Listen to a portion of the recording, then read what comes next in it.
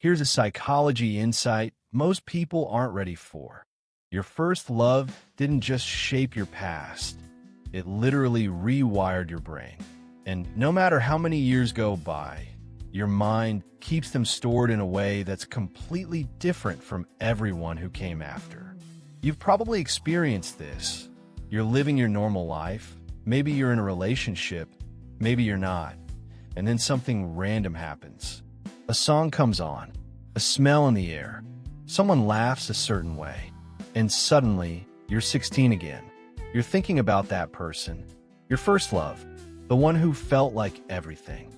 And it doesn't matter if it ended badly or if you haven't spoken in years, they're still there, somewhere in your mind, taking up space.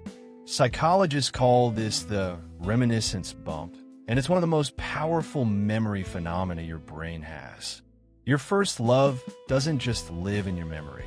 They live in the most emotionally charged part of your brain, the part that was still developing, still learning what love, attachment, and heartbreak even meant.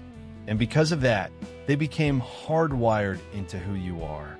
Your habits, your patterns and relationships, your idea of what love should feel like, it all connects back to this person. But here's where things get interesting. It's not just nostalgia. It's not just because they were your first. There's actual neuroscience behind why you can't forget them, and why trying to force yourself to move on sometimes makes it worse. Here's the uncomfortable truth. Your brain wasn't ready for your first love.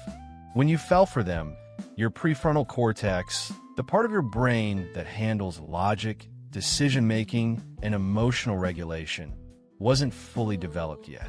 That doesn't finish until you're about 25.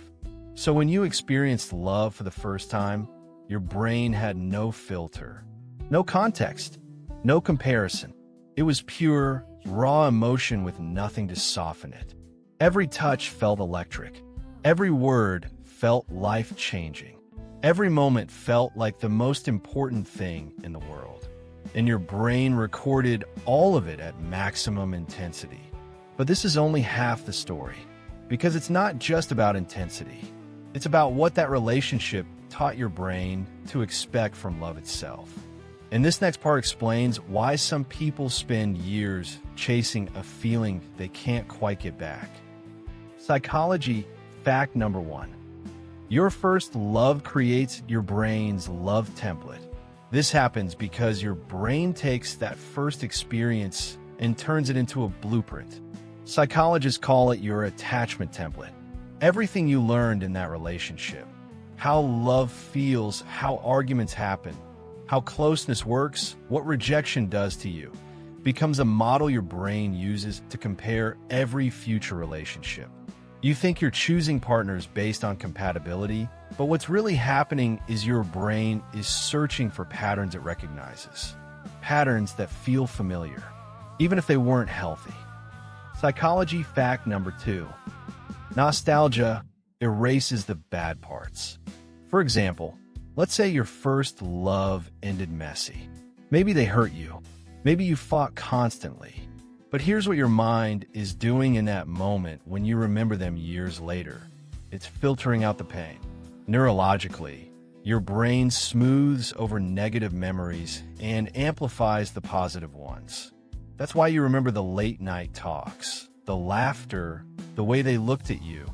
But you forget the anxiety, the insecurity, the tears.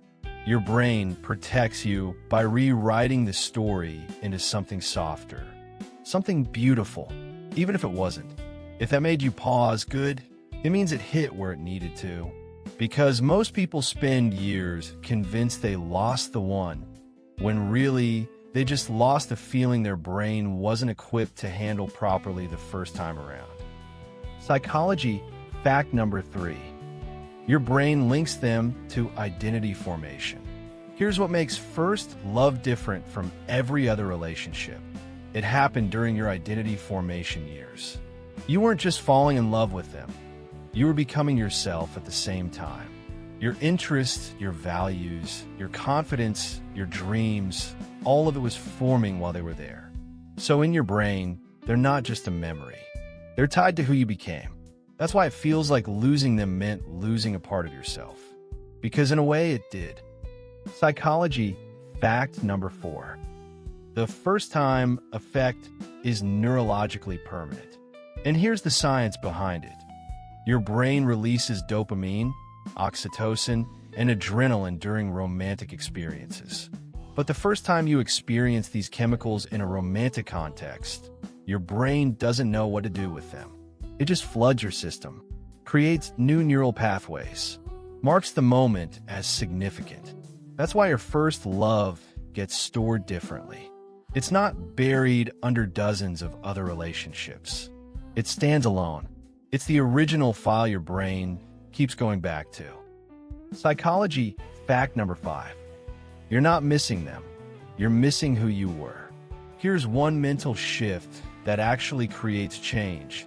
When you find yourself thinking about your first love, ask yourself this: am I missing them, or am I missing the version of me that existed when I was with them? Most of the time, it's the second one. You're nostalgic for the openness you had, the hope, the belief that love could be simple. You're not trying to get them back. You're trying to get that feeling back. And once you understand that, you stop searching for them in other people. You start searching for that feeling in yourself. Once you understand this pattern, you can finally take control of it. Your first love will always be in your memory. That's just how the brain works. But it doesn't have to control your present. You can honor what it taught you without letting it define what you deserve now. Your mind is powerful. It holds on to things deeply. But so are you. And you get to decide what stays and what you let go of.